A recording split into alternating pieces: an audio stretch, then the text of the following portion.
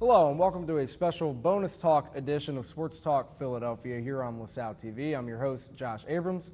I have Tyler Small and Sam Brown with me today to talk some Flyers as we are 4 games into the season now.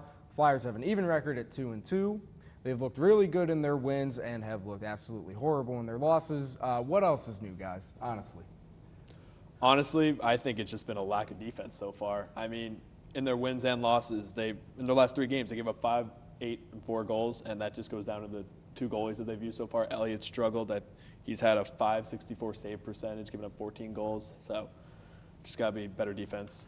Who was in net last night? I had no clue who this Pickard guy was. Yeah, Pickard. Never seen him before. Sorry, go ahead, Sam. Yeah, they just brought him in. I think they brought him in maybe after the season started or just before, but he looked pretty good in his Flyers debut. Mm-hmm. And if Elliott can't get consistent, and the way that Elliott's played is not entirely his fault, but if Elliott can't get consistent, he might be he's a better option if the way he played last night is any indication of how he can play consistently. Mm-hmm. Yeah, and I mean, I think we're more than well aware of how much we struggle with the goalie situation.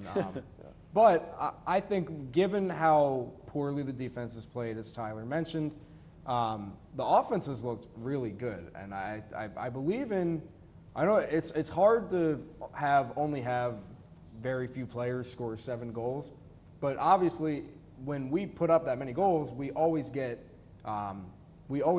contributions from a plethora of guys, and it's really awesome to see because if we can tweak up the defense a little bit and we get these contributions on a nightly basis, I think this is a pretty dangerous team. Yeah, just getting secondary scoring from players that you wouldn't normally think of. Robert Hegg registered a goal last night. Mm-hmm. I think it was in the game against Colorado, but I could be wrong. The rookie, Mikhail Vorobiev. Yeah, I did hear about that. He looks like a good young player who can put up some consistent numbers and help this team out offensively. Yeah, definitely. And you even see it from Simmons, who's been coming off the bench now.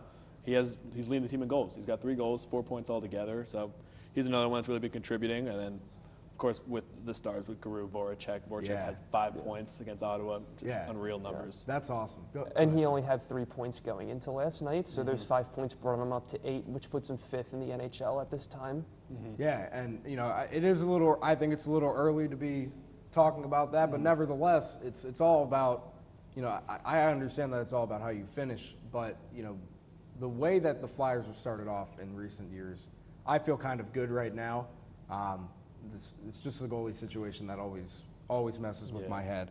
But looking at the upcoming schedule, guys, I don't know who exactly is a contender in the NHL right now. We're aware of who's still really good, like Vegas, Washington, San Jose, all the West Coast teams.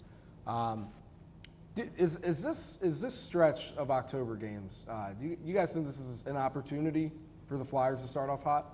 Well, Vegas hasn't exactly come out to the explosive start that maybe they were expected to have, and certainly not the start that they had last season. So it'll be a good test for them to maybe get a little bit of a shot of confidence back after that just humiliating loss to San Jose.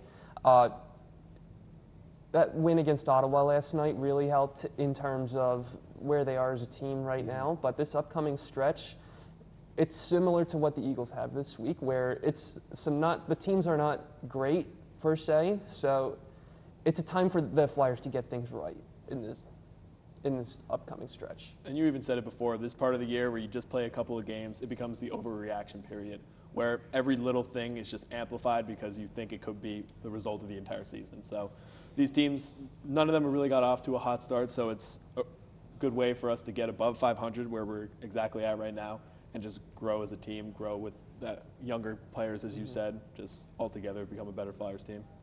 Yeah, and looking at the situation the Flyers are in terms of scoring, like 16 goals in 4 games is awesome, and I love it. So if we're going to get contributions like that, Are we looking at another Flyers team that'll have 10 guys that score 10 goals? Because I personally loved seeing that last year. It's very possible. I mean, it's what the fans pay to see. They love to cheer on all their goals. So it's a very well-rounded team. Anyone could go off any night. It's not just the stars that are just leading the surge. It could be anyone at any given night that could be the winning factor. Yeah, and once every player on the team understands their role and they get these kinks kind of sorted out, I think we can see multiple players putting up double-digit goal totals. Looking at the division, you look at the Metropolitan Division. We know that Washington and Pittsburgh and usually the Rangers would be teams like that, teams that would give us trouble going forward into the season. What team are you guys looking forward to playing the most in terms of just, whether if it's renewing a rivalry, getting revenge from last year? So what are you guys thinking? I would definitely say the New Jersey Devils. I think that they're going to grow as a team this year. They barely made the playoffs last year, but I think they are a good team. I think Taylor Hall is going to lead that surge. He's going to be a great player, and I think that's going to be a tough team to beat, but it's a good rivalry, New Jersey against Philly.